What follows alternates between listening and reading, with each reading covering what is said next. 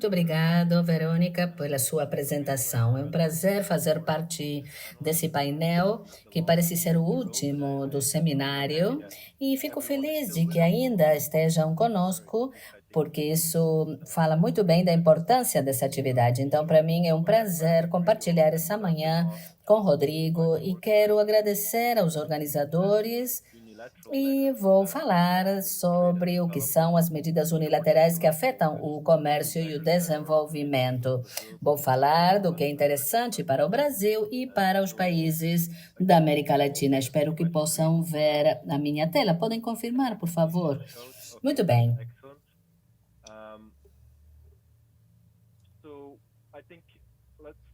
Vou falar aproximadamente 1 hora e depois Rodrigo vai fazer a sua parte e depois teremos um período de perguntas. Se houver perguntas que quiserem formular durante a minha apresentação, podem fazê-lo, podem fazer a pergunta também no chat, escrevê-la. O que realmente eu quero é que essa sessão seja o mais interativa possível.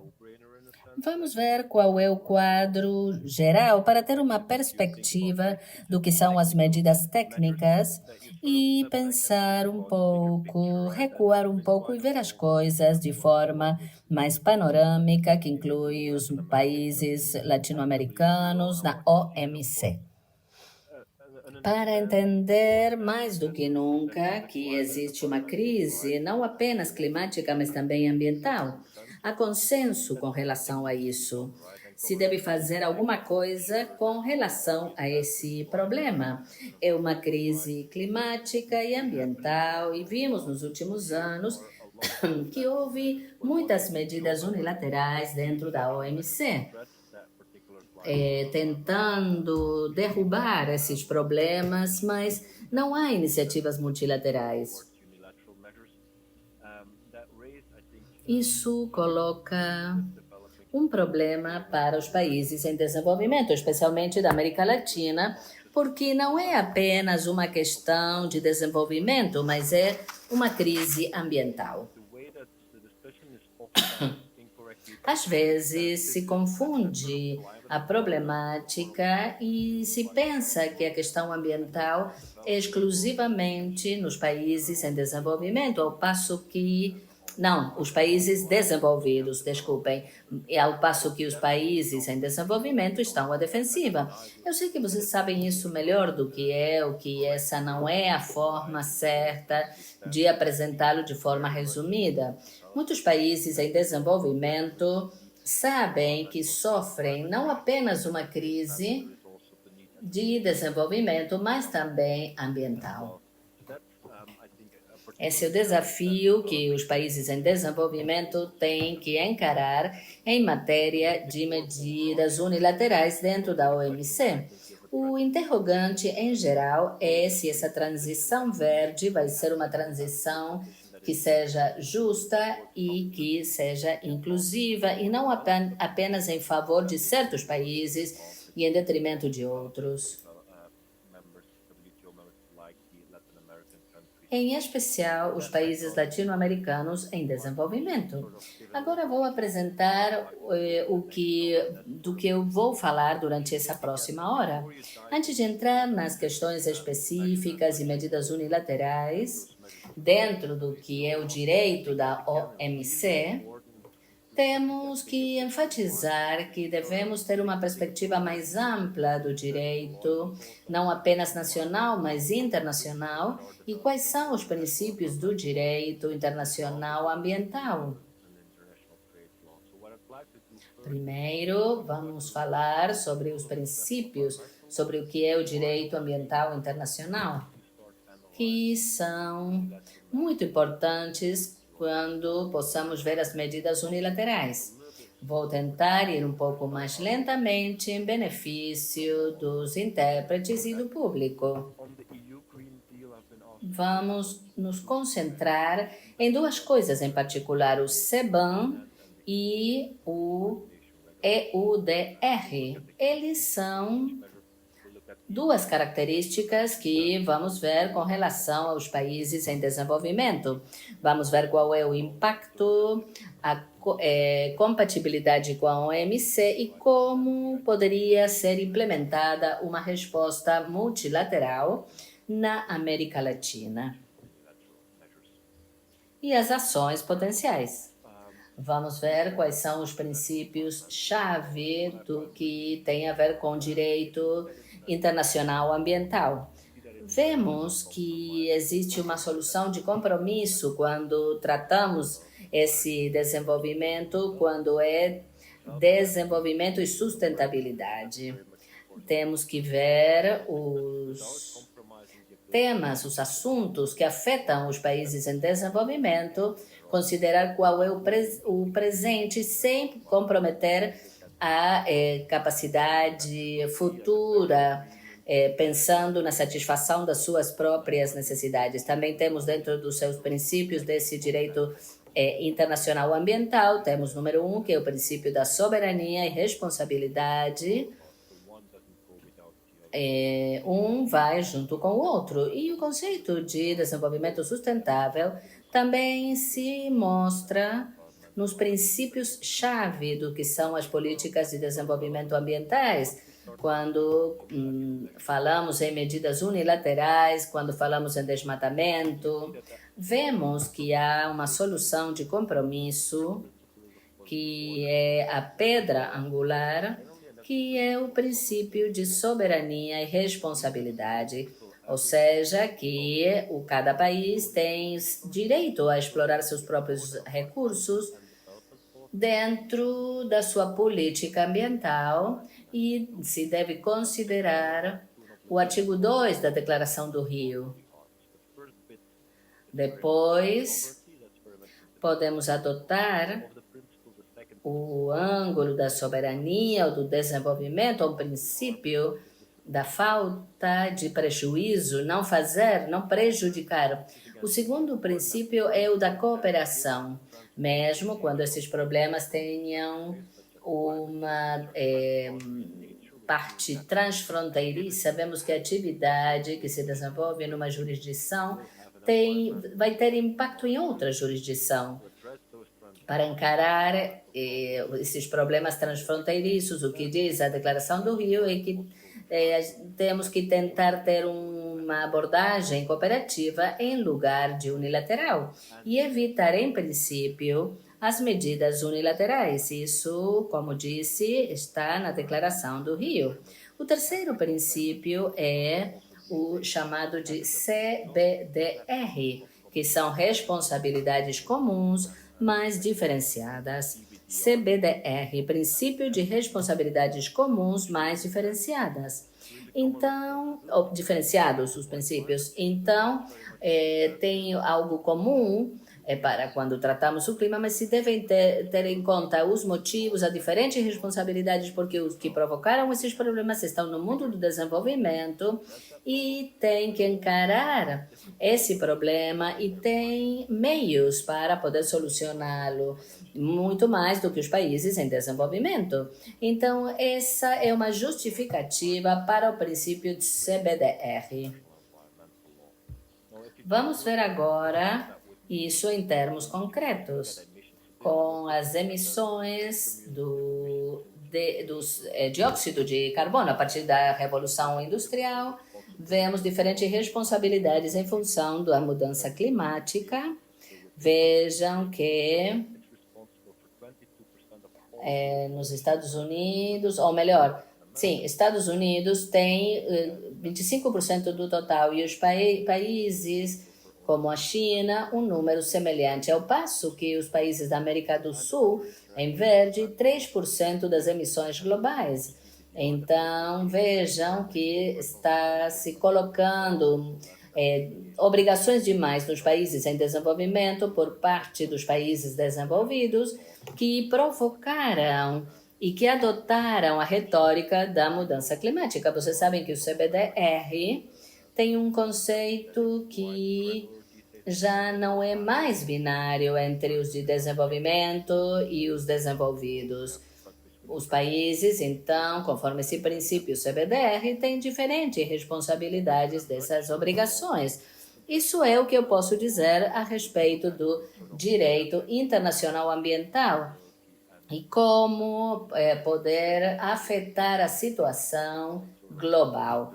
Então, aqui se tenta ver como se pode fazer uma transição justa. O direito internacional ambiental sugere que devem ter uma abordagem cooperativa e, por isso, o princípio fundamental é o CBDR. Então, a próxima pergunta é chave, porque qual é a relação quanto ao direito comercial? Se a gente se apresenta perante a OMC, será aceito dentro da OMC o princípio CBDR? Bom, na COP28, vejam que não querem falar do CBDR.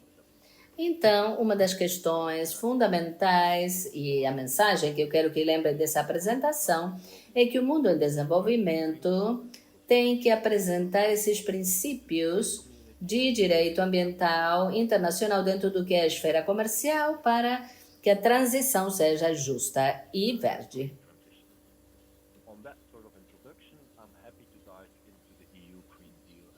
Agora, então, vamos passar para falar sobre o Green Deal. Eu trabalho em Bruxelas, sou docente universitário em Maastricht, nos Países Baixos.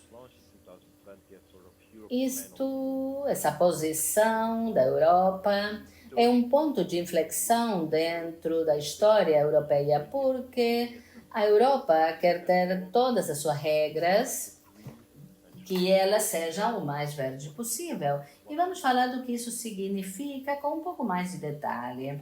Poderão ver aqui que dentro da União Europeia e o Green Deal, há 3 áreas, 3 objetivos para encarar esse problema, que, como dizemos, é o clima, a circularidade e a biodiversidade.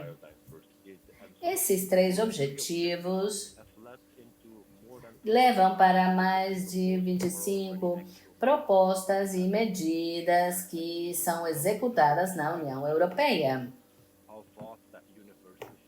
Nesse momento, não se fala apenas de CBAM ou de desmatamento, essas são medidas mais controversiais, mas há muitas outras que devem ser consideradas e que também afetam e vão afetar outros membros da OMC, que incluem os países em desenvolvimento. Então, vamos destacar, por exemplo, as regulamentações quanto às baterias. Se temos produtos que são exportados para a União Europeia, que têm baterias, vão ser submetidas a regulamentos muito rigorosos, por exemplo, com relação ao conteúdo local ou reciclagem de baterias. Isso vai precisar que as companhias dentro da União Europeia informem sobre o impacto sobre o clima. Isso vai significar que vocês vão estar dentro de uma cadeia de valor dentro da União Europeia.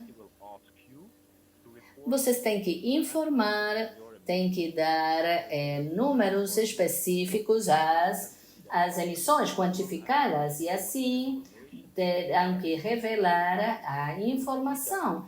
Então, dentro da cadeia de valor, existe uma grande pressão devido a essas normativas e que vão exigir muita transparência com relação às emissões e vão exercer pressão nas empresas para tentar reduzir o nível de emissões. Não pensem que é apenas uma questão do desmatamento. Não, pensem em formas indiretas nas quais vocês vão ter que fortalecer a operatória de um ponto de vista ambiental. Com relação às diretrizes da União Europeia, vamos falar hoje somente do CBAM e o desmatamento. Se vemos, por exemplo, quais são as medidas na União Europeia, vamos identificar vários temas que são recorrentes dentro do Green Deal. Então, o que vocês veem na União Europeia é o que poderíamos chamar de medidas ou regulamentações literais para conseguir uma emissão ambiental maior, e não se quer evitar que isso seja feito para prejudicar seu próprio país, de forma de ter todos um campo de jogo que seja igual para todos, dentro da concorrência de importações, para garantir que não existem desvantagens competitivas devido a essas regulamentações ambientais mais exigentes. Então, é possível, porque se deve informar como são produzidos os produtos dentro dos países desenvolvidos que têm ou que dão componentes às empresas europeias. Indiretamente é o que está fazendo a União Europeia, está regulando as emissões nos terceiros países, e isso é controverso do ponto de vista político. Então, é regulamentada sim a cadeia de valor completamente, desde a matéria-prima até que, por exemplo, a bateria, por assim dizer, acaba a sua vida útil. Tudo está regulamentado. E é uma combinação do que poderíamos chamar de política tradicional do prêmio e sanção.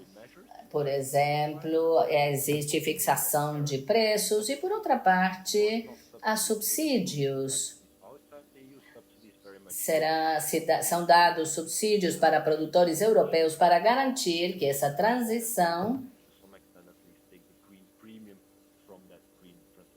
não seja negativa ou contraproducente para os produtores europeus. Também vão ver que há países desenvolvidos que podem seguir os passos da União Europeia. Por exemplo, nos Estados Unidos tem a lei IRA, que é de redução da inflação, e também uma lei que é uma taxa sobre a poluição.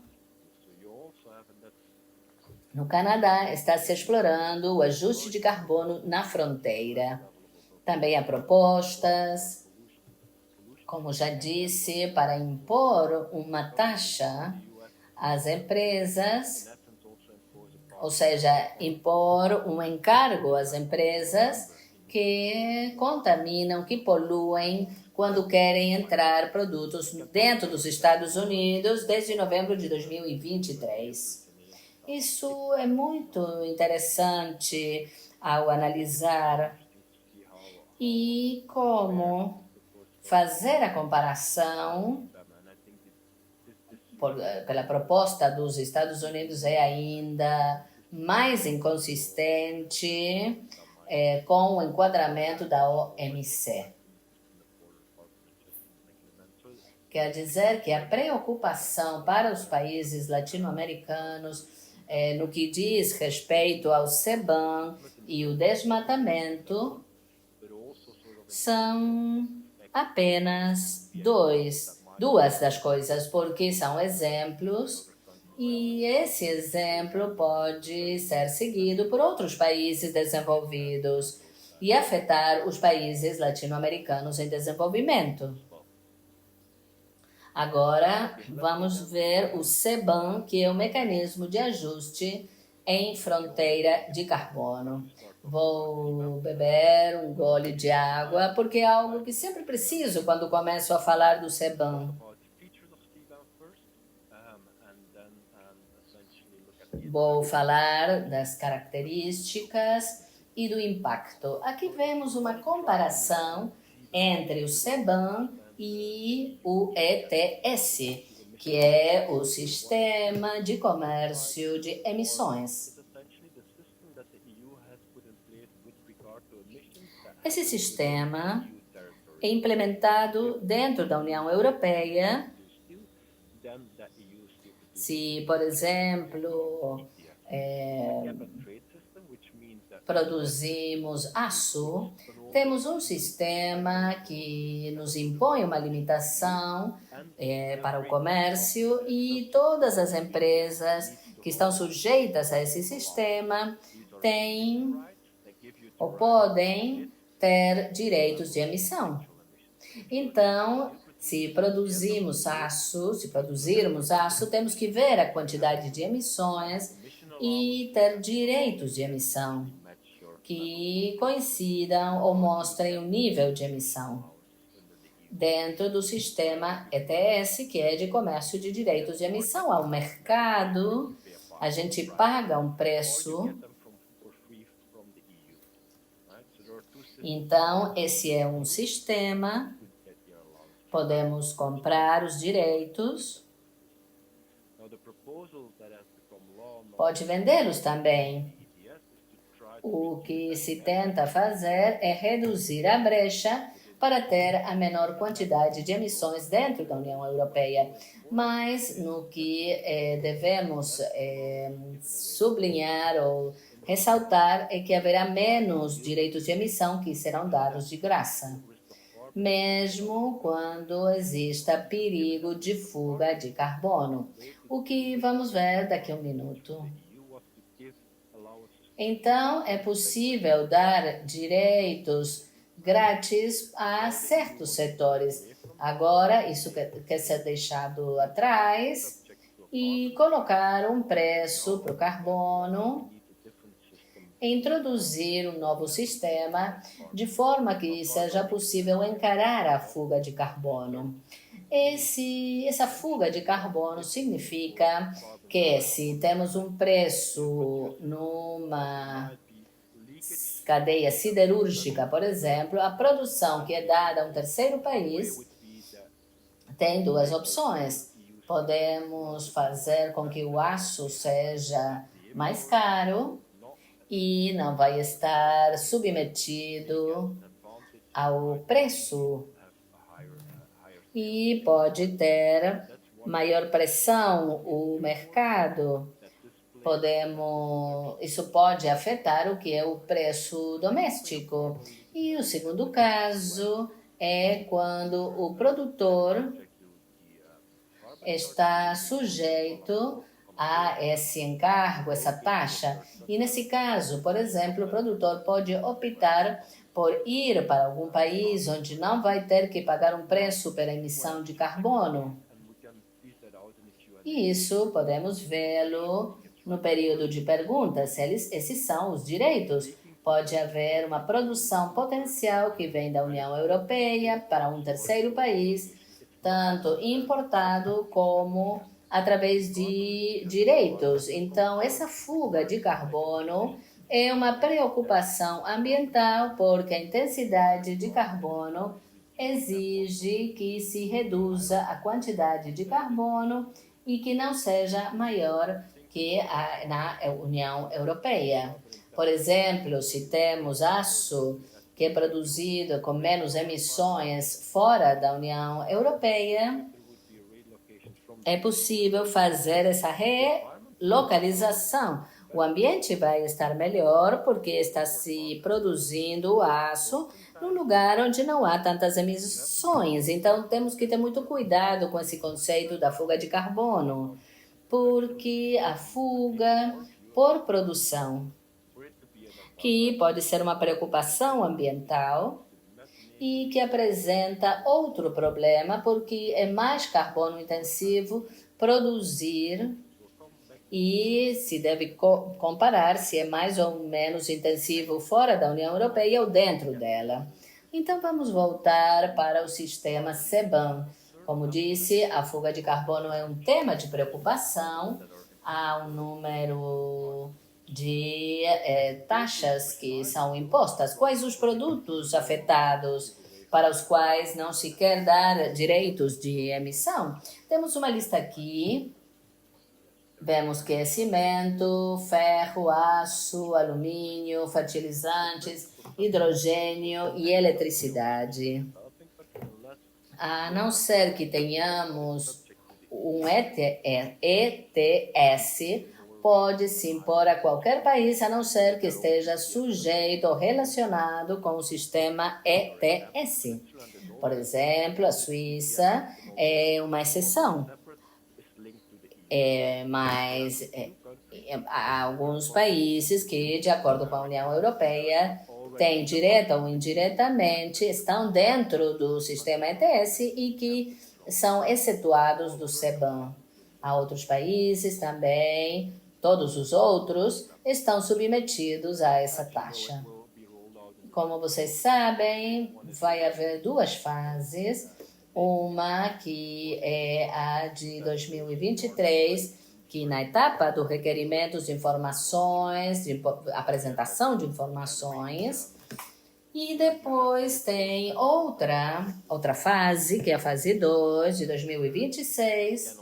Se vocês têm algum tipo de pergunta técnica com relação a isso, é claro que vamos tratá-las. Nessa segunda fase, vai ter maior impacto, porque é nessa fase onde é feita a taxa para o carbono, que com o tempo vai ser introduzida, vai haver um sistema que vai ser de pré-direitos antes de impor a taxa. Estamos falando de qual a base tributária. Vejam que é o número 1, emissões diretas, por exemplo, as de refrigeração e aquecimento, com emissões diretas ou indiretas, que são diferentes de como são definidas internacionalmente. Então, temos emissões que resultam da refrigeração e aquecimento, que vão ser submetidas a essa taxa. E se você é um país que não pode informar exatamente o nível de emissões, vai ser submetido a valores punitivos por defeito para o produto em questão e no mercado. E se não tiver esses dados, vai se ver como são as instalações da União Europeia e vai se instalar uma espécie de... vão se instalar como referência para o nível de emissões. Então, essencialmente, o que a União Europeia está fazendo e aqueles que estão familiarizados com o que são os remédios comerciais estão fazendo uma inferência adversa. Então, vai haver países nos quais vai ser muito difícil demonstrar o nível de emissões, e isso pode produzir um verdadeiro problema relacionado com esses valores de punição. Porque se existe uma entidade europeia que está trabalhando com um terceiro de um desses países, essa entidade europeia vai se ver afetada, devido a que seu fornecedor não pode demonstrar certamente o nível de emissões. Então, as emissões indiretas também devem ser consideradas. Qual será a taxa tributária? Não sabemos exatamente, mas vai ser utilizado um preço semanal e será feito um ajuste se existem preços de carbono indiretos. Se com o passar do tempo se tem um preço de carbono doméstico e é produzido num país que não está dentro do sistema CBAM, isso vai ser afetado. Há diferenças entre a União Europeia e os outros sistemas. Por exemplo, no sistema ETS, temos o preço verdadeiro, ao passo que no sistema CBAM é uma ponderação, é uma média. No ETS, podemos negociar, comerciar os direitos, mas não existe um mercado comerciável dentro do CBAM. Se tem um superávit, num período de tempo, tem que conservá-lo e não pode vendê-lo. E, finalmente, esses lucros que saem desse sistema, quem é que o conserva? São os países em desenvolvimento dentro da União Europeia. Então, as entidades que têm que pagar o CBAM vão ser utilizadas para subsidiar os seus concorrentes e que são europeus e que vão ser mais competitivos. Esses são os primeiros traços ou as primeiras características do CBAM. Então, qual é o interrogante colocado? A pergunta é se o CBAM é equivalente ao sistema ETS, mas com diferenças. Então, precisamos de um sistema que meça as emissões do ponto de vista das importações. O que eu acho que é interessante é ver o impacto concreto. Vamos ver o que se passa com o Brasil. O que vai significar tudo quanto eu disse, que o produto, por exemplo, o aço e o ferro, o produto coberto, são muito altos e é praticamente 2 bilhões em matéria de exportações do Brasil para a União Europeia. 12% vai para a União Europeia, valores 2022. Mas, se trabalharmos no que é uma base anual, poderão ver que estamos num nível muito alto. Para alguns produtos que são comerciáveis, como cimento, que é muito intenso do ponto de vista do carbono, tem uma taxa que é muito alta. Vejam,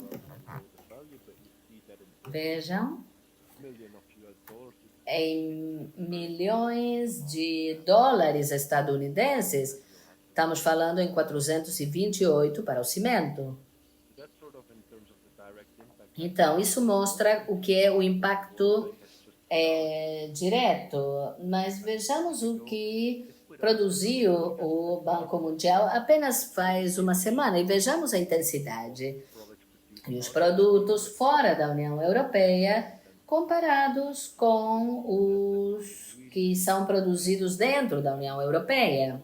Aqui vemos a tabela e vemos os dados em negrito para a América Latina e embaixo as cifras, os algarismos para cada país. Por exemplo, para ferro e aço, vejam os valores para a Argentina e o Brasil, e Chile também, o Chile. Por cada dólar de exportações, neste caso vamos ver o Brasil, cada dólar exportado de aço vão ter que adicionar 0,37 ao dólar de exportação. Esse é o impacto do CBAM às exportações brasileiras de aço. E vejam, temos uma produção de aço na União Europeia e temos que adicionar 0,16. Quando compararmos esses números, a carbono intensidade, como vem aqui, que é 0,5 na América Latina, é muito menor, muito menor. Vejam a comparação com a União Europeia. Há maiores emissões na América Latina. Na União Europeia é apenas 0,16. Isso significa que vai ter um grande impacto, porque existe o que chamamos aqui de um multiplicador da intensidade latino-americana. Então, aqui, para o ferro e o aço, é 3,31. Se a intensidade do carbono em questão for muito mais alta do que a União Europeia, então vai haver uma desvantagem competitiva. Também poderão ver, e é muito interessante, que para alguns dos produtos, por exemplo, o cimento, a intensidade do carbono da Colômbia é menor que na União Europeia. E aqui estamos perante o conceito de fuga de carbono. Nesse caso, não há justificativa para o CBAM. O preço aqui, em realidade, se justificaria que a produção fosse para a Colômbia. E quem é que ganharia? O ambiente, porque a quantidade de emissões na Colômbia é menor que aquela que existe na União Europeia. Então, isso é interessante ver com relação à intensidade em matéria de carbono, comparando os dois blocos. Vamos agora para a consistência. Há muitíssimas perguntas que são formuladas com relação às reclamações a respeito da consistência da OMC. E aqui nos referimos à violação dos artigos 2, 3 e 9 do GATT. A primeira pergunta, eu não sei se vocês estão familiarizados com esse GATT, mas os princípios básicos nos quais opera são ver a natureza da medida, se é fiscal ou não fiscal, porque pode haver diferentes princípios e obrigações. Alguns poderão dizer que é uma medida na fronteira e outros dirão que é uma medida doméstica ou interna. Rapidamente, vamos ver esse argumento, vamos analisá-lo no sentido de que o CBAM impõe uma taxa. Isso não vai estar abrangido pelas exceções do artigo 2.2. Um dos motivos é porque não é um produto. O CBAM não regulamenta nenhuma ou regula nenhuma das características de, por exemplo, o aço. Tanto poderíamos dizer que se trata de uma medida de produção e processo. Há exceções, os especialistas dirão que a exceção que aparece no artigo 2 vai permitir um ajuste como CBAM e é aplicado aos produtos e não aos processos. Também há diferenças entre o CBAM e o ETS. O ETS é negociável, o CBAM não é. Isso significa que não é consistente com o artigo 3, inciso 2. Isso também mostra uma inconsistência do artigo 2. Também há uma reclamação alternativa no artigo 3, que não é uma violação do artigo 2, mas poderia ser tomado como uma violação do artigo 1 da nação mais favorecida, porque é tratado um membro da OMC com um critério diferente daquele com que são tratados outros membros da OMC. Por exemplo, Liechtenstein está excetuado e a Noruega também. Há uma discriminação de jure e também há isenções de fato, onde é mais difícil, muito mais difícil ver a quantidade de emissões, por exemplo, se compararmos o Canadá com um país em desenvolvimento na América Latina. Então, existe um grau de discriminação contra o país latino-americano em comparação com os países em desenvolvimento, para quantificar o número de emissões e não impor um valor por defeito. Esses são alguns dos argumentos que podem aparecer. Se damos um passo atrás, se recuamos e tentamos ver o panorama, o bosque na árvore, vocês poderão dizer que o CBAM viola um dos princípios do GATT.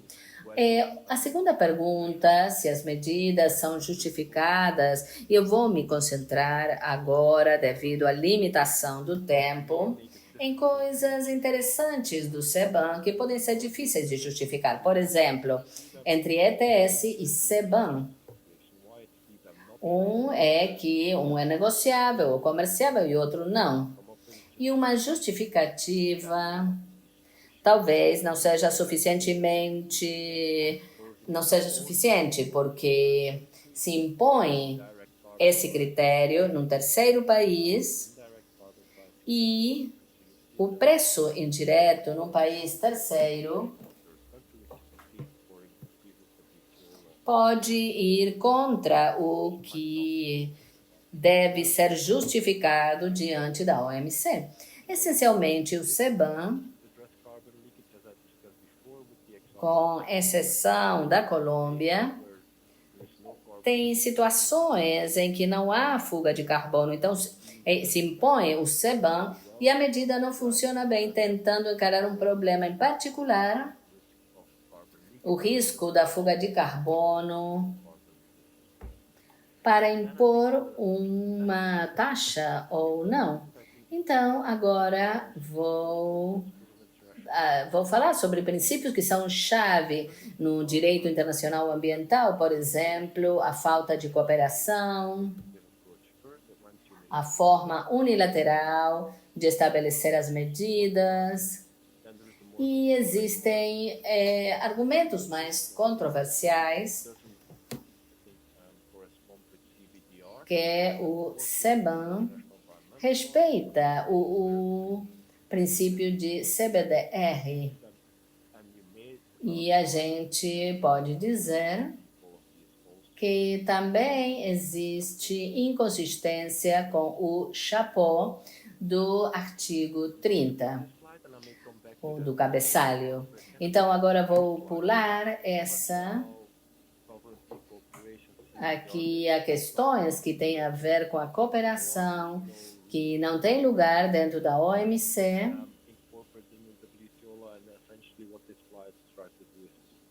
E aqui também vou falar um pouco depois dessa tela, se tivermos tempo, mais para frente. Aqui apresento outra ideia bastante interessante de uma abordagem cooperativa de iniciativas para estabelecer preços de forma global para o carbono. Como decidimos, então, num nível internacional, qual é o valor, porque o estabelecimento ou fixação de preços pode variar muito, em grande medida.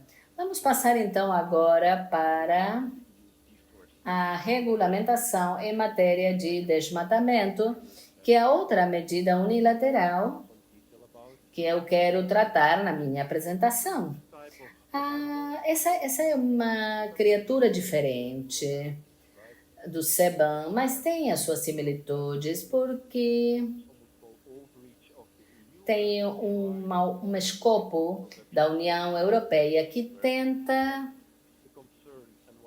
regular as emissões em países que não pertencem à União Europeia e que tem a ver com o desmatamento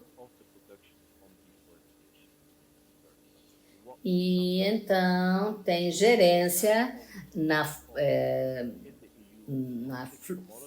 florestação de um terceiro. Falamos em 3 produtos básicos e de vários produtos manufaturados, transformados, por exemplo, o chocolate, que se relacionam com o desmatamento. Essencialmente, o que estamos dizendo é que as exportações na União Europeia vão estar proibidas se são produzidos em terra que não está sujeita a desmatamento e em madeira que tenha sido produzida em selvas denominadas primárias. Esses são os considerados livres de desmatamento. Isso significa que, desde o momento em que podemos intervir numa selva primária e exportamos para a União Europeia, essa madeira não vai ser aceita porque não é livre de desmatamento.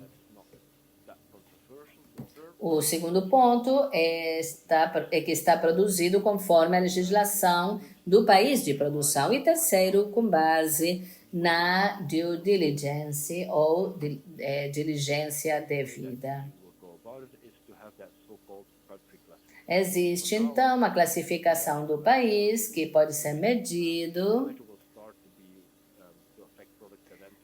se afeta os produtos a partir do ano 2025, se afetar esses produtos, mas atualmente a União Europeia está pensando nessa classificação dos países. Então, atualmente temos países com alto risco e outros com risco padrão. Os que têm alto risco em matéria de desmatamento, temos diferentes classificações. Pode haver até diferentes classificações em diferentes regiões do país.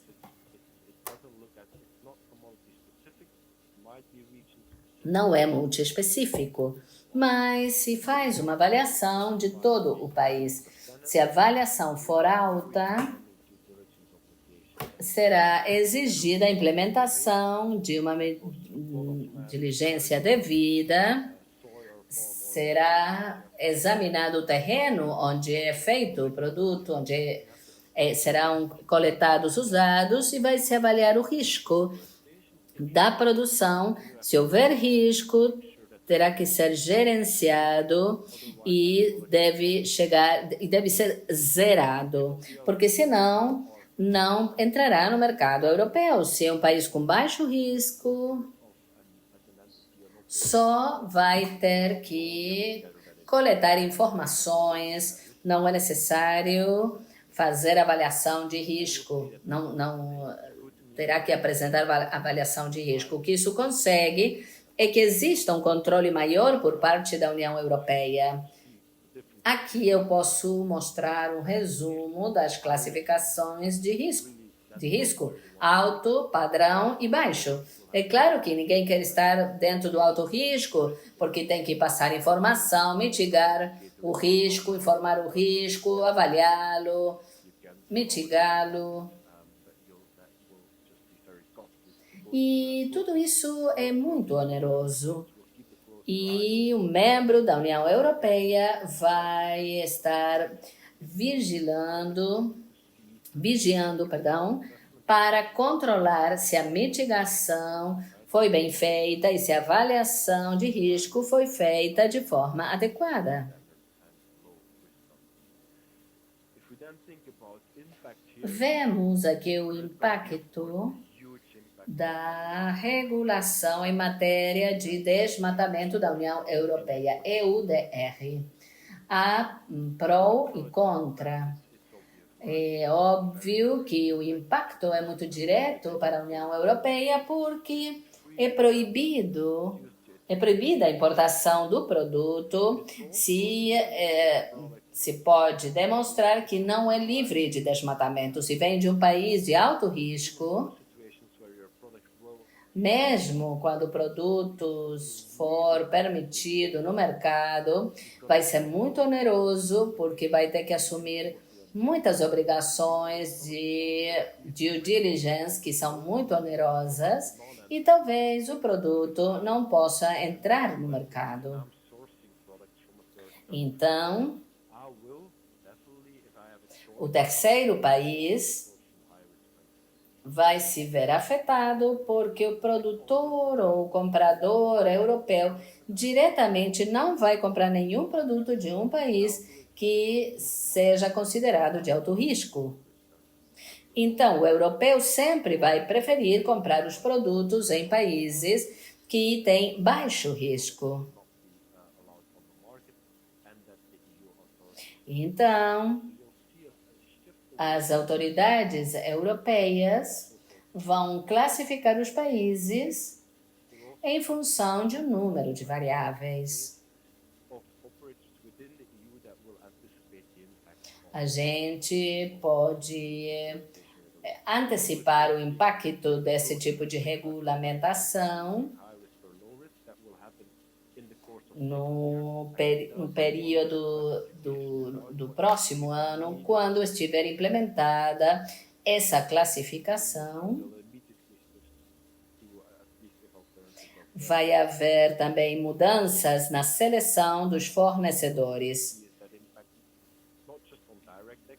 Também, se vocês exportarem, por exemplo, do Brasil para a Europa diretamente, é uma coisa, mas também é possível, por exemplo, exportar mobília para outro país e depois para a União Europeia. Mas, se pensarem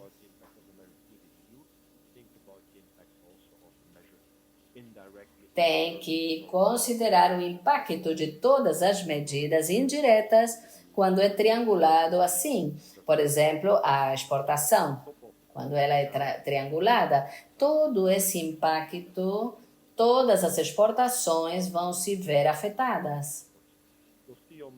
Vemos aqui, e estou realmente muito grato de poder compartilhar essa informação com vocês. Podem ver os diferentes produtos enviados para a União Europeia com a regulamentação de desmatamento. Eu não sei se está bem com os organizadores que ocupe mais 5 minutos, se estiverem de acordo. Vou pular algumas telas. Obrigado. Obrigado. Então, vamos falar agora, por falar no CBAM, vamos falar mais um pouco dos aspectos jurídicos dessas medidas. Há medidas internas que consideram essas medidas, temos que ver se são internas ou em fronteira. Pelos mesmos motivos, como o CBAM, podemos dizer que a disjuntiva é se é um produto ou processo. E depois, quais os artigos que estão violando, se é o 3 ou o 11. O artigo 11 é o efeito limitado sobre as importações e exportações, e o número 3 tem uma classificação do país no aplicativo. Também no artigo 1 temos que ver se existe violação do conceito de nação mais favorecida. E o artigo 10, inciso 3, quando há uma administração de um relatório imparcial ou razoável. Há muitas medidas que podem ter um impacto discriminatório e há países importadores que produzem produtos, e esses produtos vão se ver afetados pela classificação do país. e vai haver mudanças na parcela de mercado, aplicando essa classificação aos países exportadores, é claro. E, como já disse, o artigo 1 pode ser uma violação. Aqui vocês têm em detalhe, tem uma perspectiva mais ampla de desmatamento. Aqui a questão de fundo é quem vai pagar o preço. Vou colocar o preço, por exemplo, nos países terceiros, que não têm a evolução que nós tivemos. Vejam o caso do Brasil versus a União Europeia. Há uma grande diferença em matéria de selvas globais ou bosques, mas há uma diferença. A maior parte das selvas no Brasil são primárias. Como resultado, uma medida vai ter... A mesma medida pode ter impactos bem diferentes aplicadas no Brasil ou na União Europeia.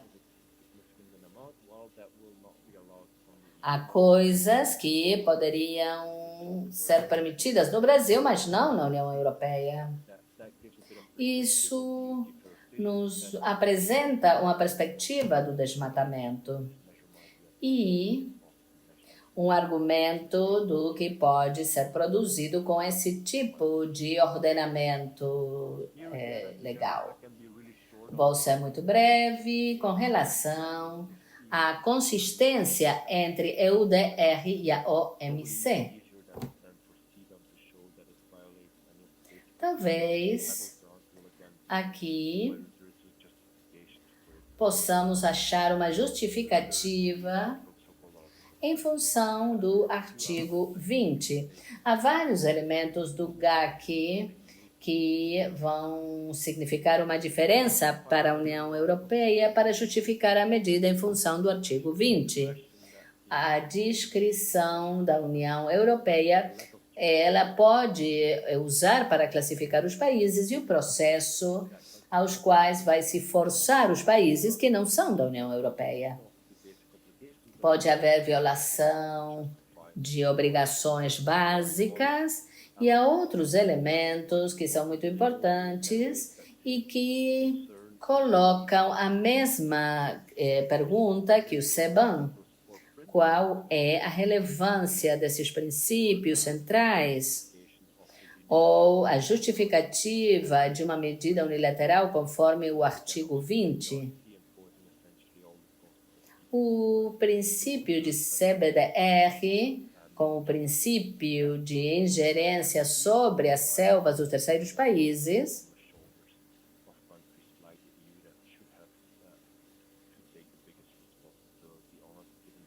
e outra pergunta é quem é que deve ter a maior responsabilidade? Uma pergunta muito fundamental que tem a ver com o direito consuetudinário.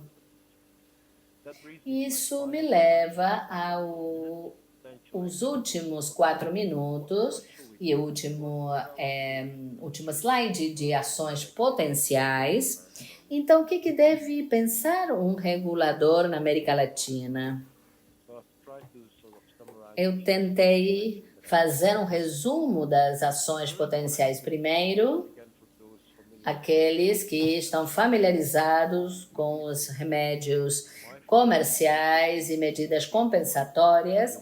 Uma é que se comprometer, se engajar proativamente. Talvez não gostem da medida, mas tem que agir de forma proativa, sem negar. Isso talvez sirva a vocês se o governo decidir apresentar um caso diante da OMC.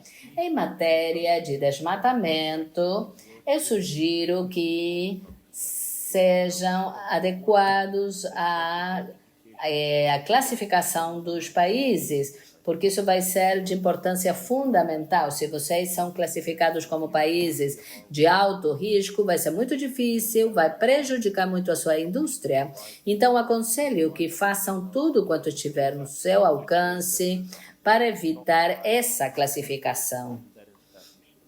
Vai ser mais fácil fazer isso no início que depois tentar sair dessa classificação de alto risco. Junto com a indústria e o governo, devem demonstrar que se comprometem, se engajam com a classificação. Se forem de alto risco,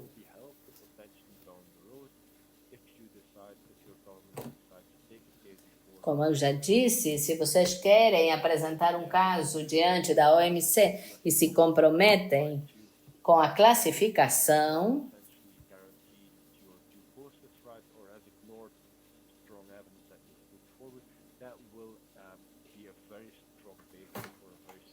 vocês vão ter uma melhor atuação se é demonstrado que estão engajados com essa classificação, ou comprometidos com o princípio de EUDR, que é desmatamento, desregulação de desmatamento, e o segundo, com o CBAM, é o mesmo. Segundo ponto, devemos modificar a narrativa.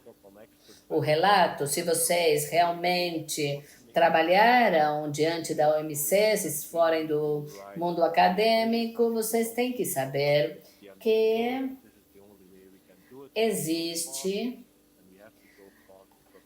a necessidade de se adaptar à linguagem dos membros do painel. Por exemplo, tem que saber como é que pensam os integrantes do painel, de forma tal de poder se adaptar e não ver-se prejudicados.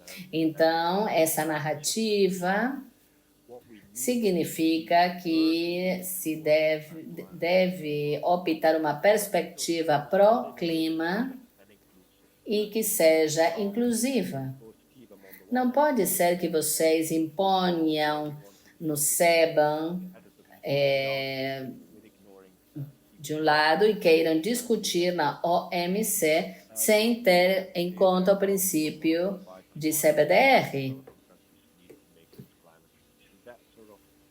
Ou seja, não tem que haver uma desconexão na hora de se embarcarem num processo de transição. Quer dizer, falar com uma única voz nos diferentes fóruns, por exemplo, na COP28, ou nos diferentes fóruns que têm a ver com o comércio.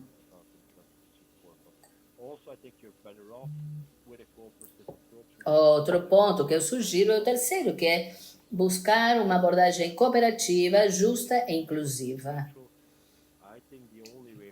A única forma de que seus governos realmente avancem, eu sei que é difícil, claro que sim, mas o melhor que podem fazer é ter uma abordagem cooperativa em áreas como a fixação do preço do carbono ou o desmatamento. É necessário construir coalizões com Bruxelas, com os organismos que existem em Bruxelas ou com sede em Genebra e, em último lugar, mas não sem importância, podem apresentar um caso diante da OMC. E eu recomendo que trabalhem muito na narrativa, em como apresentam, como comunicam. Às vezes, vemos que tem argumentos muito sólidos, mas se apresentam de forma defeituosa diante dos painelistas da OMC.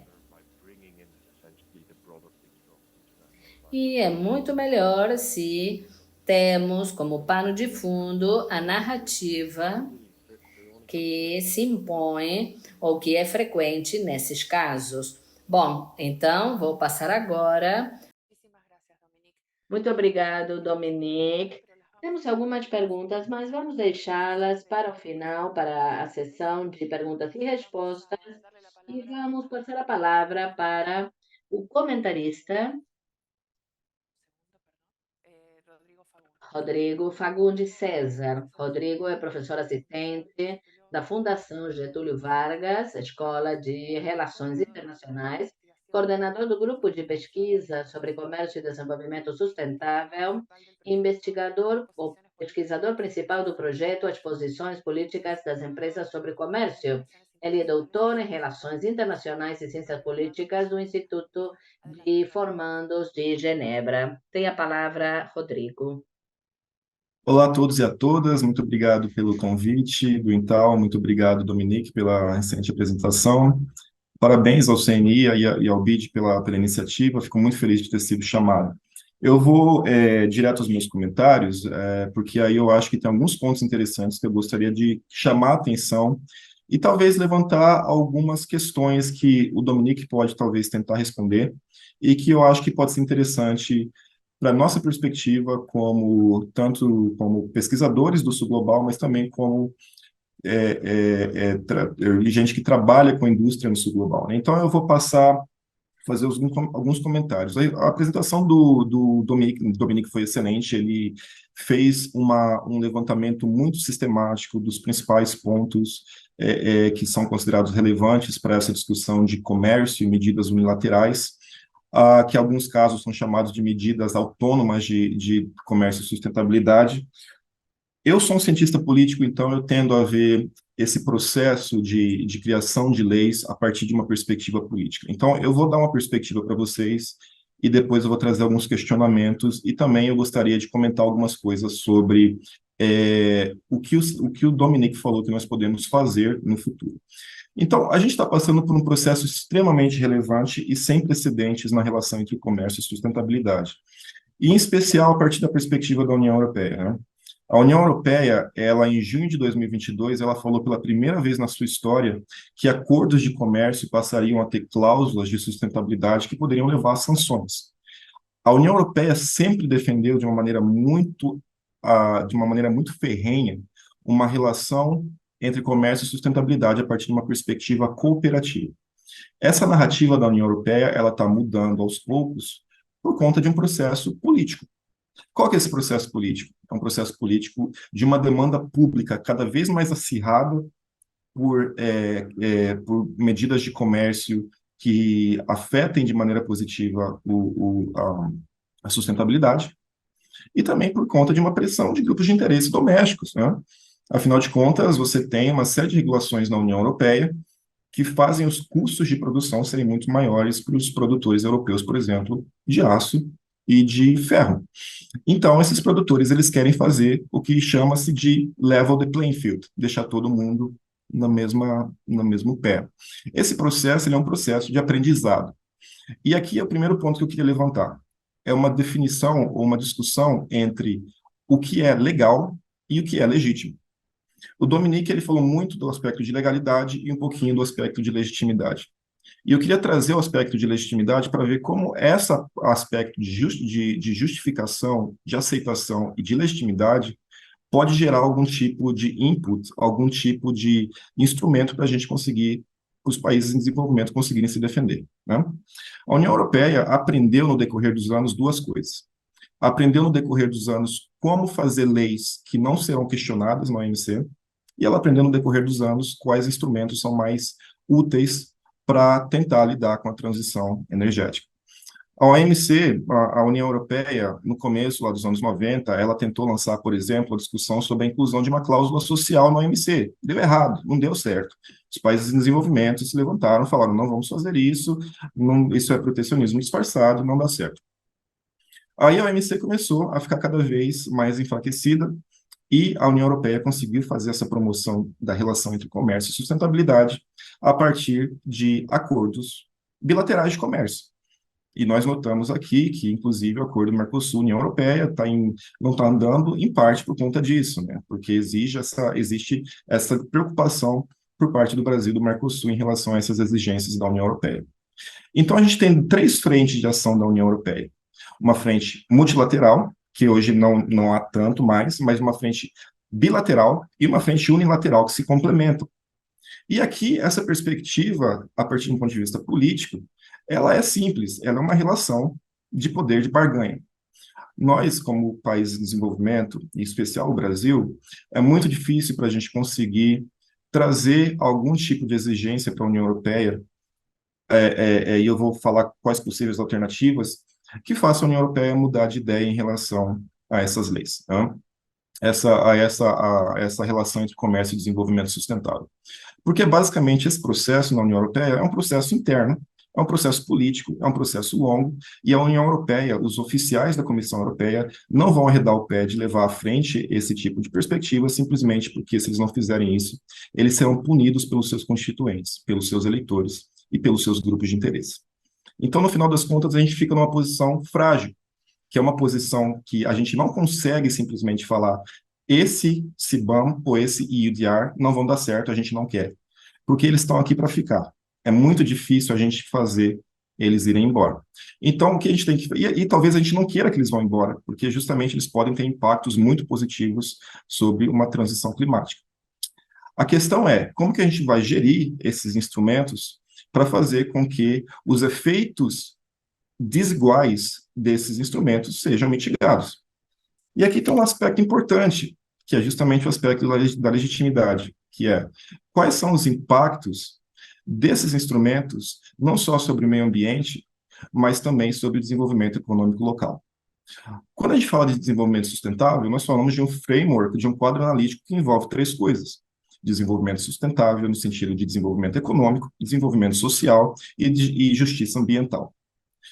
A União Europeia, esses elementos de desenvolvimento sustentável da União Europeia, por intermédio dessas leis unilaterais, elas estão muito mais focadas em um desses três aspectos, que é o aspecto ambiental. Então, cabe a nós, como pesquisadores e como industrialistas, como donos de negócio, como representantes da indústria, num contexto disso global, trazer à tona o fato de que esses instrumentos precisam também levar em consideração esses dois outros elementos de uma maneira clara. E por que eu digo isso? Se a gente analisa os impactos de regulações da União Europeia unilaterais, a gente vê que esses impactos são limitados. Em alguns aspectos, deixa eu ser bem claro aqui, existem algumas leis unilaterais da União Europeia sobre energia renovável, por exemplo, que é o chamado Renewable Energy Directive. Nós fizemos um estudo de impacto que mostra que os efeitos do Renewable Energy Directive sobre agricultores, pequenos agricultores nas cidades que exportam para a União Europeia é muito pequeno. O que isso significa? Significa que existe uma assimetria de impactos. Essas regulações, elas podem, de fato, mudar a pegada de carbono do Brasil, mas eles geram custos de ajuste grandes e que são focados em pequenos produtores. Essa discussão, ela já existe.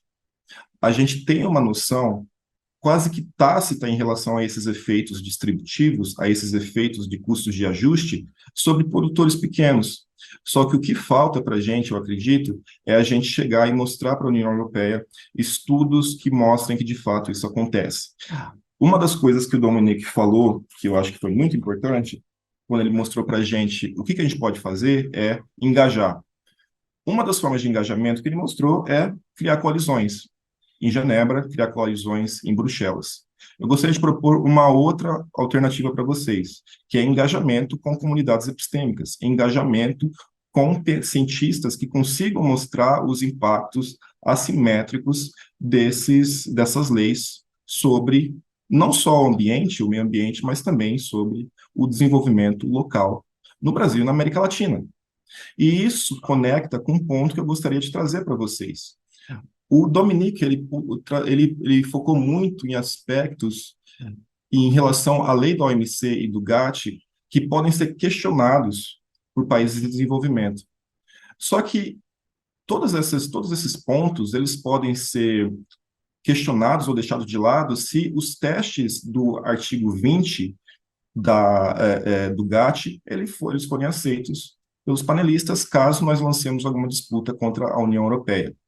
Então, no fim da conta, no final do dia, o que vai fazer uma grande diferença na minha perspectiva é justamente a gente ver se o artigo 20 do GATT, que é algo que eu acho que eu vou deixar para o Dominique talvez trazer um pouco mais, se ele quiser, se esse artigo 20 ele tem uma possibilidade de justificar as ações da União Europeia ou não. O que eu quero dizer com isso? Duas coisas. O artigo 20, ele diz respeito às exceções às leis de comércio internacional. Quer dizer, se você vai lá e faz alguma coisa que piora o comércio do seu colega, do outro país, você está indo contra as leis do comércio internacional. Só que, de acordo com o artigo 20, que são artigos de exceções a essas leis de comércio, você pode trazer algumas iniciativas que podem prejudicar o comércio internacional, mas que ainda assim vão ser justificáveis. O que a gente tem que fazer, e o que a gente tem que descobrir, talvez, em antecipação, é entender como que a gente vai se defender em relação ao artigo 20, em relação a como o artigo 20 vai ser utilizado pela União Europeia. A gente tem uma disputa em andamento entre a Indonésia e a União Europeia, que a Indonésia criticou e lançou uma disputa contra a diretriz, né, a diretiva de energia renovável da União Europeia, que é o DS 593. A gente precisa ter muita atenção à resposta da OMC em relação a isso, para a gente ver como que a gente vai se defender. E a gente precisa ver como que a gente encaixa uma defesa, ou como que a gente encaixa um argumento nos parâmetros do artigo 20 da OMC. Como que a gente pode fazer isso? Por exemplo, usando o critério de arbitrariedade, que foi o que o Dominique falou. A gente pode falar que uma lei de comércio da União Europeia, que é unilateral e que supostamente está focada no desenvolvimento sustentável, ela pode ser arbitrária se ela não levar em consideração os possíveis impactos sobre o desenvolvimento socioeconômico local dos países que ela atinge.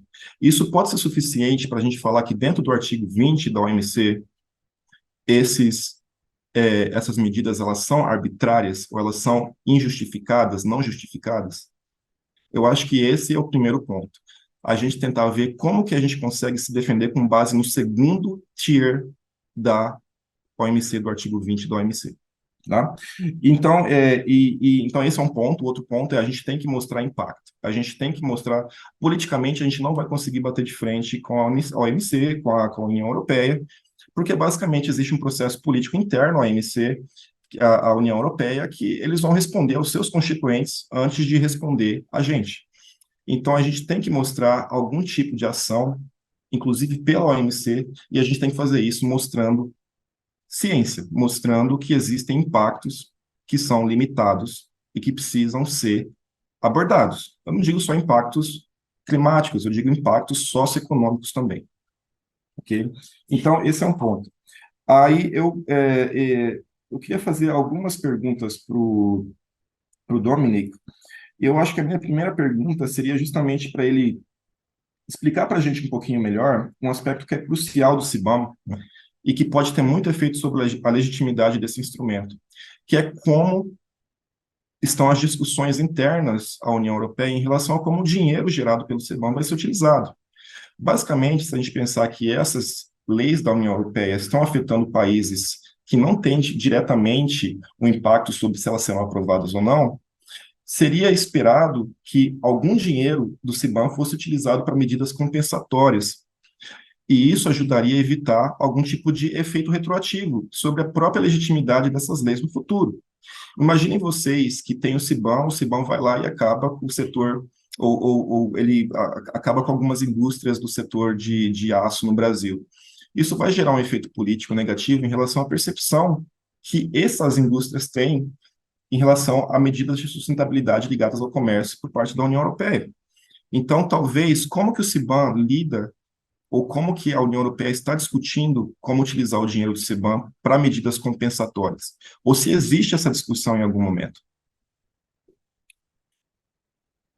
A minha segunda questão para o Dominic é justamente o que eu tinha falado, como que a gente pode moldar uma possível defesa dentro dos elementos do segundo tier do artigo 20 do GATT, para a gente conseguir se defender caso a gente considere essas leis ilegítimas.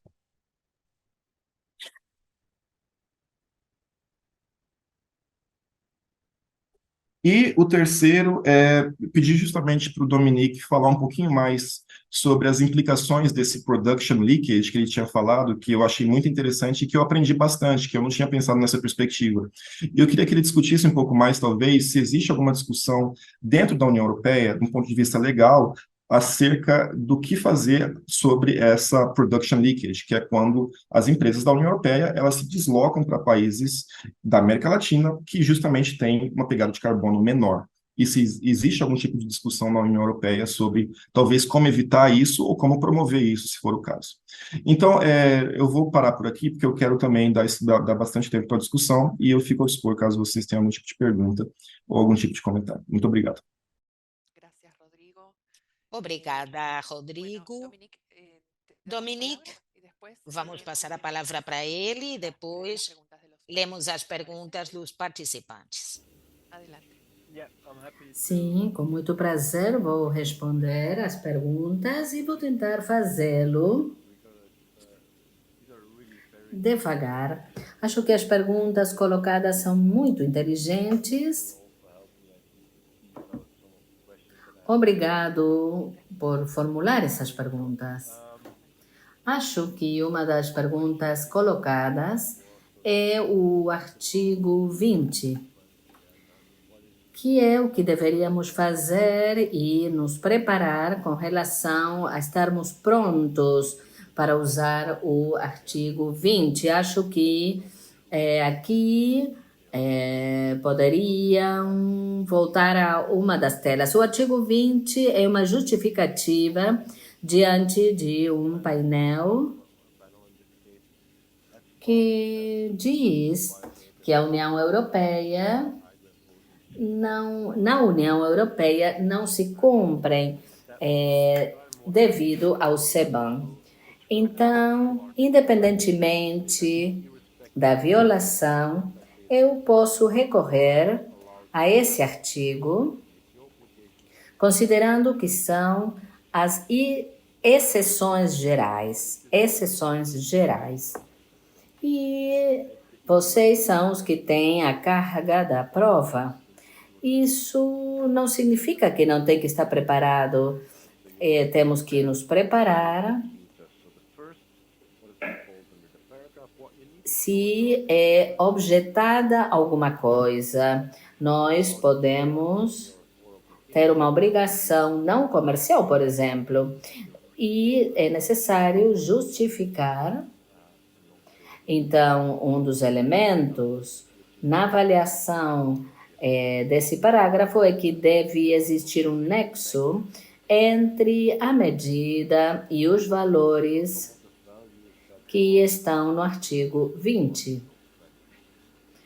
O candidato, logicamente, o candidato ideal é tudo quanto tem a ver com a vida animal, humana, vegetal e saúde. E o parágrafo G, que é a conservação de recursos naturais extinguíveis e proteger a moral pública, o A. A União Europeia também pode agir, como no caso da Indonésia, e pelo que disse o Rodrigo, por exemplo, além de ter justificativas com base no ambiente, nós podemos recorrer ao parágrafo A e à moral pública.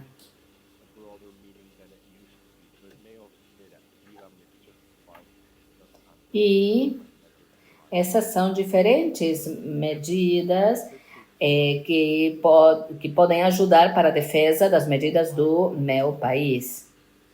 Se vocês virem os casos de CBAM, vão poder ver que a União Europeia recorre à primeira análise, que é a avaliação dos integrantes do painel, para ver se existe um nexo com a moral pública ou com o ambiente. Outro dos pontos tem a ver com a soberania. Eu acho que o campo de batalha mais significativo é o do Chapó, porque o próximo interrogante e sim vai ser se vão ser justificados os requisitos. E o Chapeau pode ser que exista uma consistência ou inconsistência com a OMC. É possível que haja uma discriminatória não justificável e arbitrária. E o problema é se não se cumprir com o Chapeau. Um dos argumentos pelos quais é um argumento técnico, eu não sei se vai ser interessante para vocês, mas esse argumento com relação a CBAM e ETS são difíceis de justificar.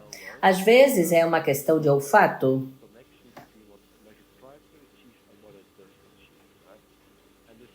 E a falta de calibragem também é um problema, porque a medida deve estar calibrada. Não dizer, por exemplo, vou tratar o tema da fuga de carbono e, por exemplo, falar em medidas em determinadas circunstâncias nas quais não há fuga de carbono. Ou seja, tem que coincidir entre o argumento e a justificativa. Deve existir coincidência. E vou falar uns segundos do que é a fuga de carbono. Às vezes se perde do que estamos falando, e da próxima vez que falarmos sobre o que é fuga de carbono, tentemos saber se estamos falando em produção ou processo. É necessário ver primeiro a etapa de produção e ver o que se faz fora da União Europeia.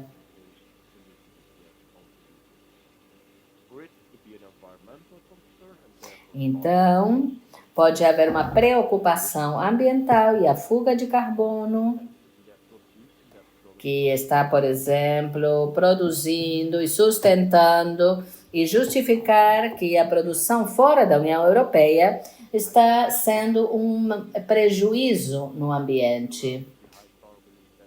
Na União Europeia, pode estar produzida de forma altamente intensiva em carbono. Estou falando de forma hipotética, não é mesmo? A abordagem do CBAM na União Europeia, por exemplo, no caso do aço, pode haver uma taxa que vai se basear no número de emissões, mas do ponto de vista ambiental, não há justificativas para impor uma proibição de importações e sair, por exemplo, da União Europeia e ir a um país que produz e que tem menos emissões. Eu não vou dizer que isso seja sempre o caso, mas se deve ter cuidado com o argumento da fuga de carbono, porque pode haver um potencial para fuga. E existem situações nas quais talvez nós possamos argumentar diante do painel que, considerando a medição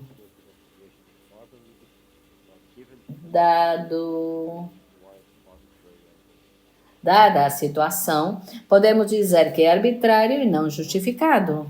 E outras perguntas mais sistêmicas que se veem no direito, que são, por exemplo, o ponto da legitimidade, a soberania versus a legitimidade. É importante, se queremos nos concentrar nos aspectos legais,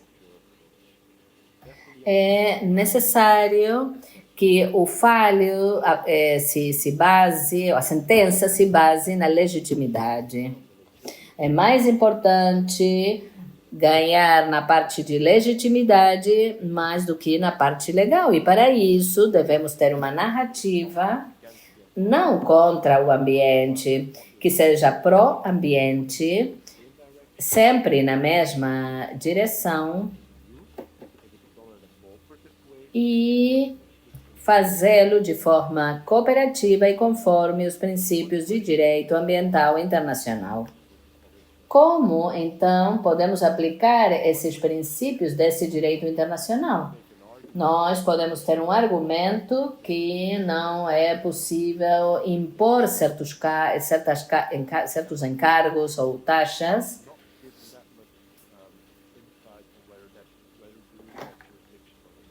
e talvez não haja limitação de jurisdição, talvez um país não possa impor uma taxa sobre um terceiro país, isso dizendo que não tem impacto.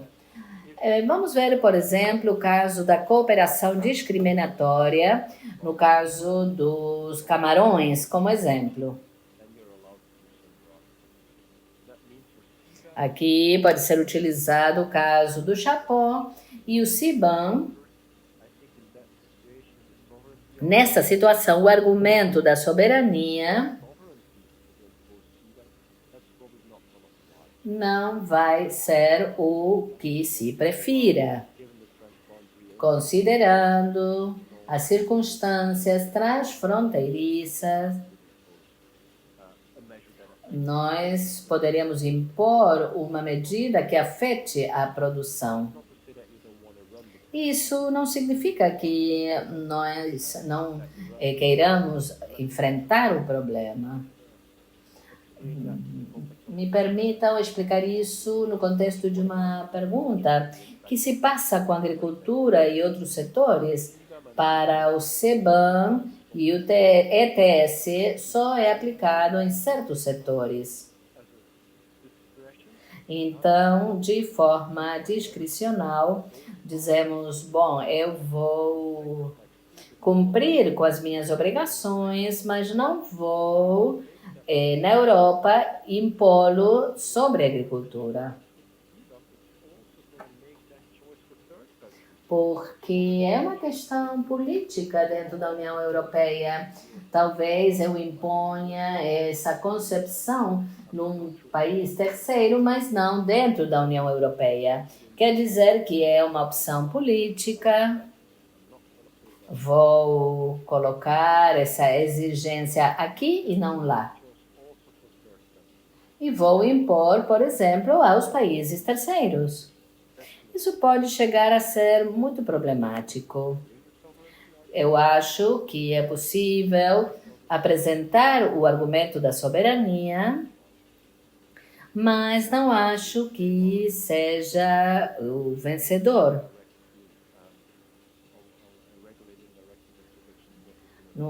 Em um processo de regulação num terceiro país, podemos, por exemplo, na União Europeia, fazer opções falsas. Eu acho que considerar cada caso pode ser útil e não deveria se há cooperação discriminatória.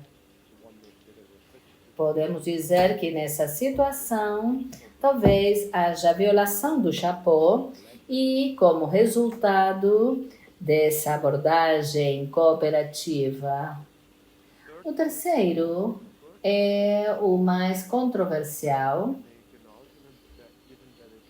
A gente pode dizer que esse princípio é uma aplicação. Até que ponto podemos dizer que não respeitar esse princípio aí é uma discriminação arbitrária e não justificada? Eu acho que isso preocupa. Não há um único juiz que tenha feito uma sentença com base nisso. E não se pode argumentar que se não se respeita isso na União Europeia, vai haver discriminação a partir do que é o direito interno. se não são tratadas situações idênticas da mesma maneira, e sim de forma diferente, haverá discriminação. E também haverá se em diferentes situações tratamos de igual maneira. E não se faz, por exemplo, nesse caso, distinção entre os países. As diferenças entre os países são importantes em função do CBDR, em circunstâncias particulares. A gente não quer equiparar ou igualar o impacto da medida nesses países, ignorando os fundamentos do direito internacional ambiental. Tem a ver com a legalidade e com a legitimidade.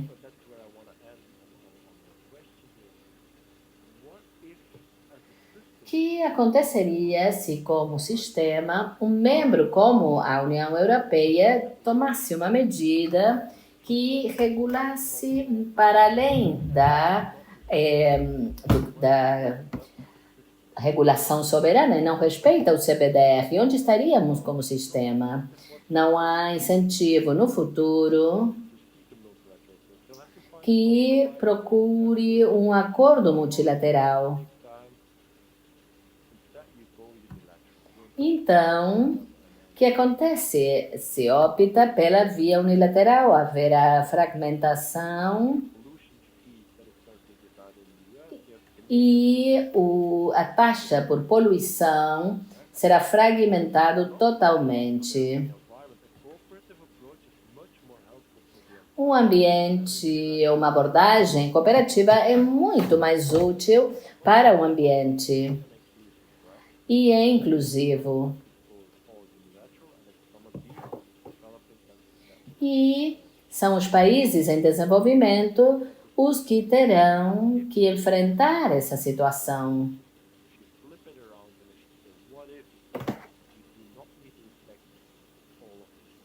Se a gente decide não respeitar todos esses princípios, será muito prejudicial para o sistema como tal.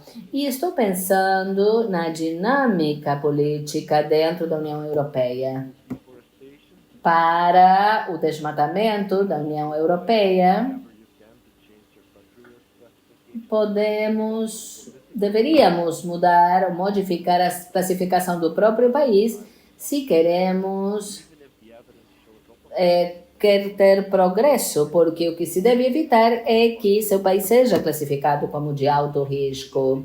Se deve ter em conta os consumidores, a opinião pública e os objetivos em matéria de desmatamento.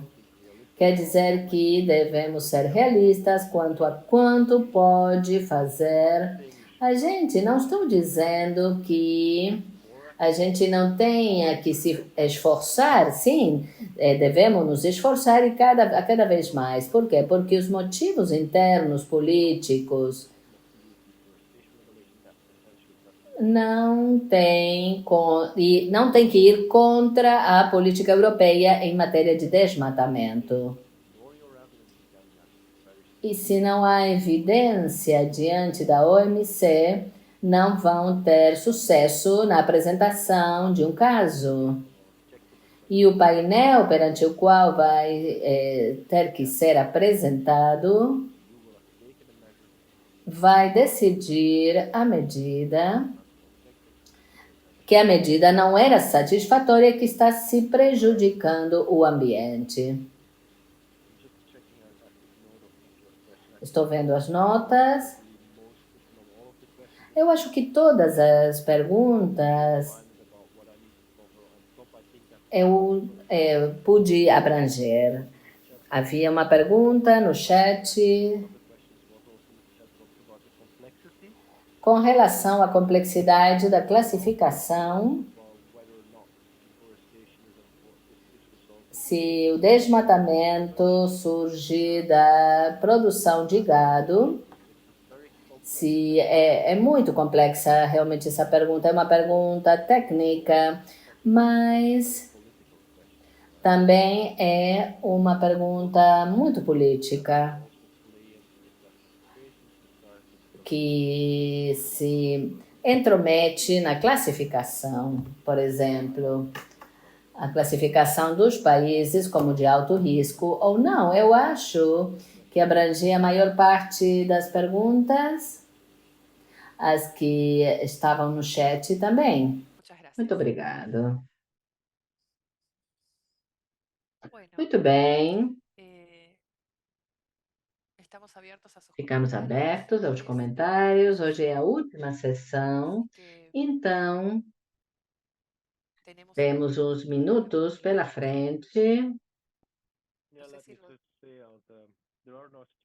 Não são perguntas bobas, sim, há respostas bobas. Aí eu tirei a minha apresentação da tela. Não fiquem envergonhados. Perguntem. Porque talvez a pergunta que vocês tenham em mente seja a mesma que o colega tiver. Não há perguntas bobas, e sim respostas bobas, como já disse. Então, coragem e perguntem. Não fiquem tímidos novamente. Façam suas perguntas, qualquer que seja a pergunta. Rodrigo, não sei se você quer fazer um comentário final. Eu queria só agradecer novamente o Dominique. Eu acho que ele respondeu muito bem as perguntas. É um tópico que, especialmente do ponto de vista da indústria brasileira, né, e da agricultura também, é um tópico muito sensível, né? E a gente está passando novamente por um período muito chave do comércio internacional e da relação entre comércio e desenvolvimento. Eu acredito que o Dominique fez um trabalho excelente de expor de uma maneira matizada essas questões muito relevantes. Eu queria só agradecer novamente, Dominique, pelos excelentes comentários.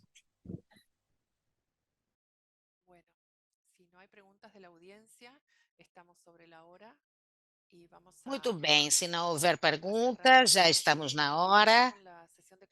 Vamos ter a sessão de encerramento do curso. Agradecemos aos dois palestrantes por terem aceito o nosso convite, especialmente porque o convite foi enviado com pouco tempo de antecedência. Muito obrigada.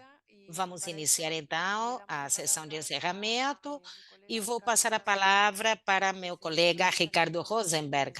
Ele é economista sênior do Instituto para a Integração da América Latina e o Caribe, do Banco Interamericano de Desenvolvimento. Tem a palavra. Muito obrigado, Verônica.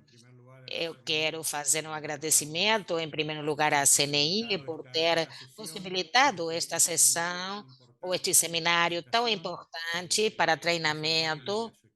Constança Nede e a sua equipe por transmitir este tema sobre comércio e ambiente, que achamos tão relevante para o novo cenário de negócios da região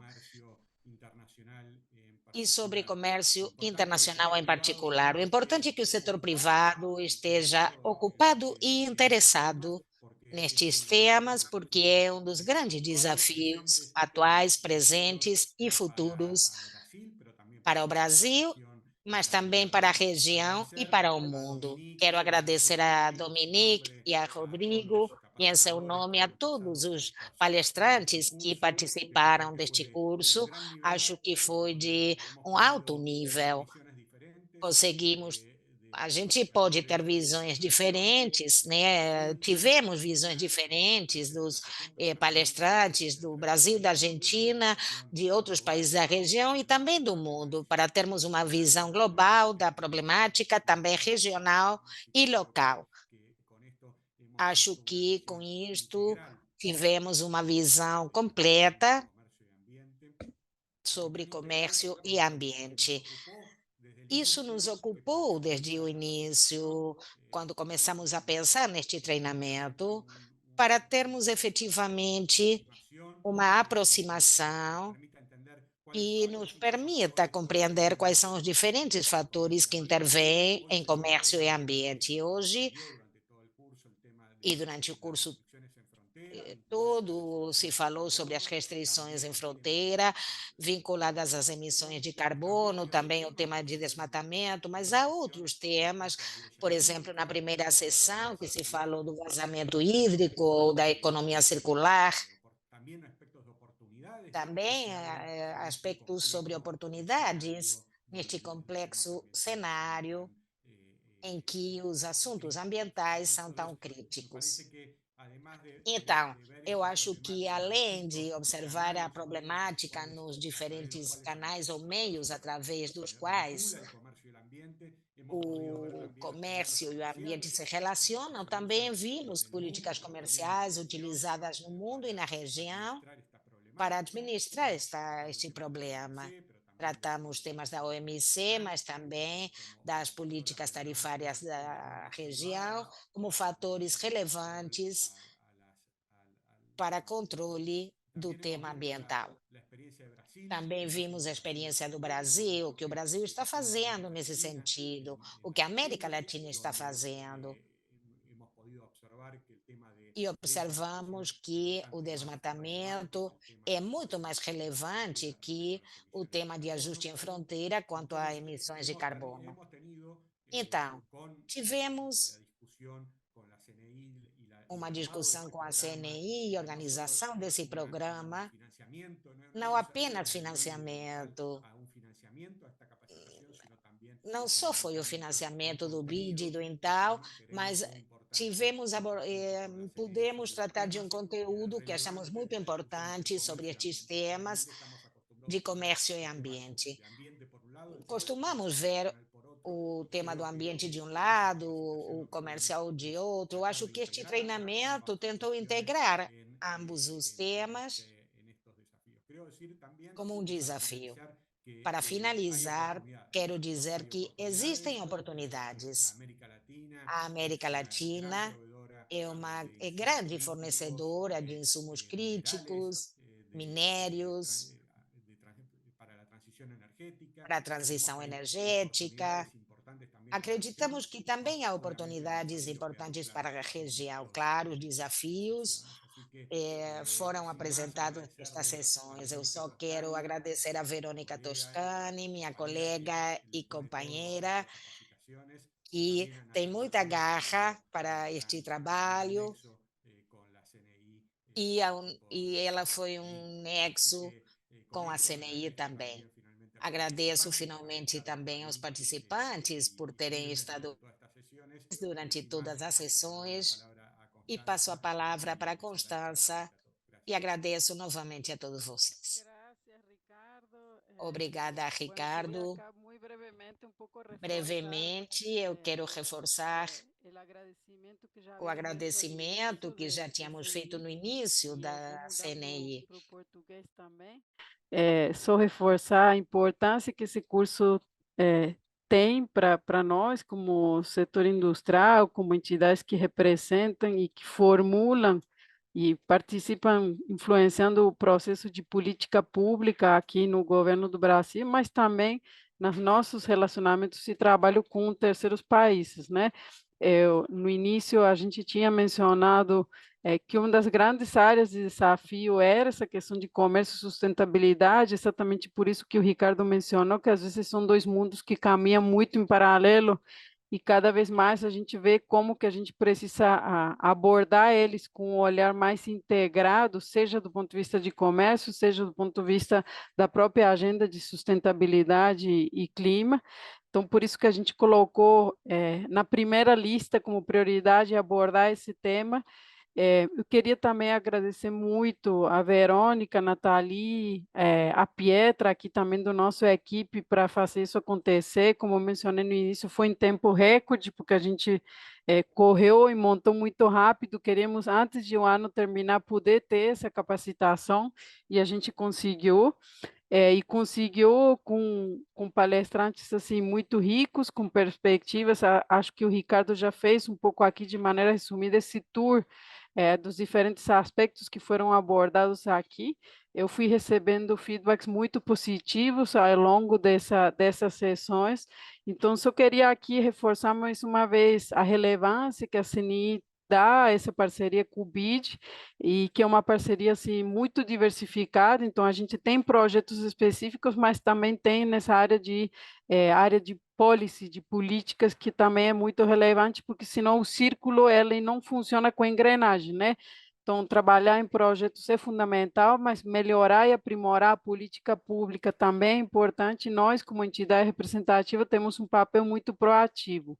Então, tenho certeza que esse curso vai agregar muito a nós, como a equipe técnica da CNI. Várias pessoas aqui da equipe da CNI participaram do curso, mas também as entidades com quem nós trabalhamos nesse processo, seja federações, seja entidades setoriais ou empresas, né? Então, aqui reforça que estamos muito felizes e que a gente já está um pouco pensando em temas para próximos cursos, para o próximo ano, aqui deixar de novo, esse interesse que nós temos em dar continuidade a essa parceria com o BID para esses cursos na agenda de comércios e temas relevantes para a agenda de comércio, né?